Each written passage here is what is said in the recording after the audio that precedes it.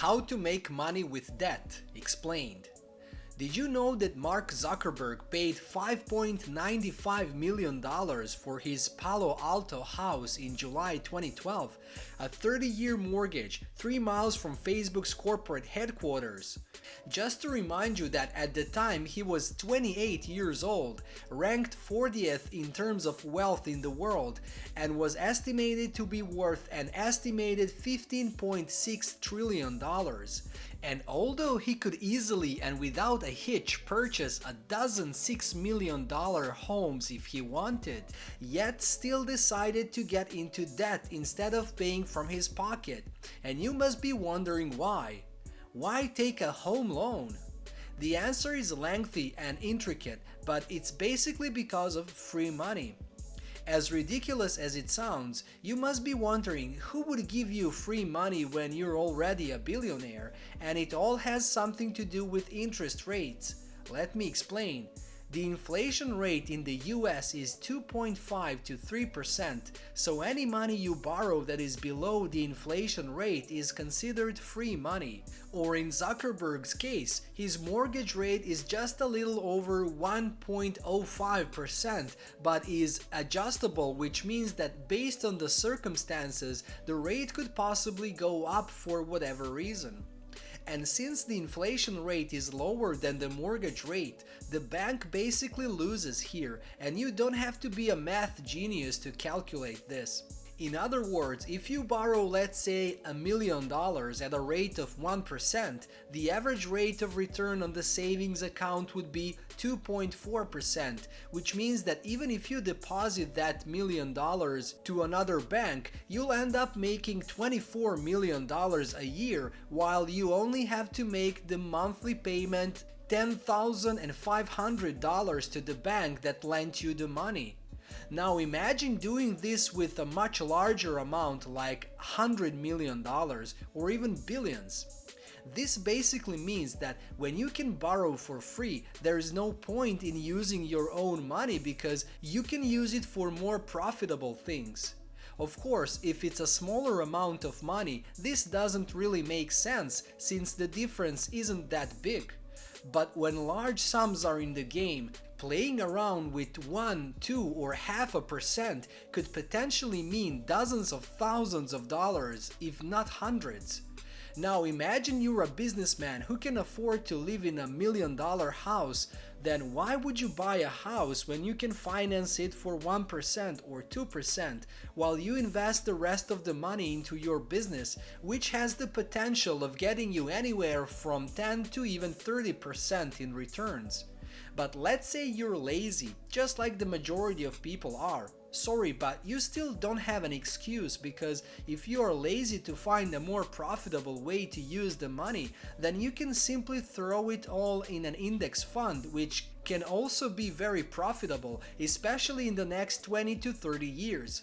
Looking at the history of index funds, an index fund has shown to have an average return rate of 8%, so if you take a mortgage and invest your money in an index fund, the percentage difference will end up in your pocket. Great, right? It really all comes down to the opportunity cost. Economically speaking, it wouldn't make sense for Zuckerberg to buy the house in cash when he has been offered a 1% mortgage rate. And if you're thinking that he's the only lucky guy who managed to succeed in this, don't be so foolish. There are so many successful people that use this strategy to earn from their debts that you would be shocked. For example, the majority of Elon Musk's wealth is tied to SpaceX and Tesla, so if he wanted to buy a $20 million house, for example, he would probably have to sell a considerable chunk of his wealth, pay taxes and incur other expenses. But what he can also do is he can take free money and keep his monthly payment under his budget. So what he did is he took out a $61 million mortgage for 5 properties in California with a monthly payment of $180,000. And this is not unique to billionaires only. Relatively rich people like Jay-Z and Beyonce also like to practice this way of making money out of debt. You probably know very well that they have purchased an amazing $88 million worth of the house, and the way they did it is by using exactly this strategy. So they took a mortgage, put in a 40% down payment, and financed the other 52.8 million, which basically left them with a 149,600 million monthly payment. Now let's compare it to the national median home value, which is $200,700. Instead of tidying $53 million in a house, he knew where to invest it to maximize his profit, and at the end of the day, he has made a lot of great investments and is now on his way to becoming a billionaire. In conclusion, the richer you get, the better ways you find to make more money. But not everyone gets such low mortgage rates. Actually, only around 3% of people worldwide, yet even at that rate, it still doesn't make any sense to purchase a house if you can finance it. Are you still confused about the fact that extra rich people get a lower rate than the rest of the country? Let me explain it this way. When you're a billionaire, the bank can sleep peacefully because nobody's worried that you might default on your loan, and even in case something happens, you can easily sell part of your business to pay back your mortgage, which takes the risk out of the equation. But an average employee can easily get sick and become unable to work. Therefore, he can easily lose his job, which means it is very risky to allow him this type of mortgage. Another thing that helps build and maintain a healthy credit score is paying the mortgage on time every month, which means that the next time you get in trouble, your strong credit score will allow you to borrow money from banks much easier. This means that you're basically building trust between you and financial institutions. But it could also be the other way around. Sometimes banks offer such low mortgage rates in order to establish a strong relationship with affluent clients so that when their companies need a loan, they would come to them instead of going to competitor banks, which leaves both ends in a win-win situation.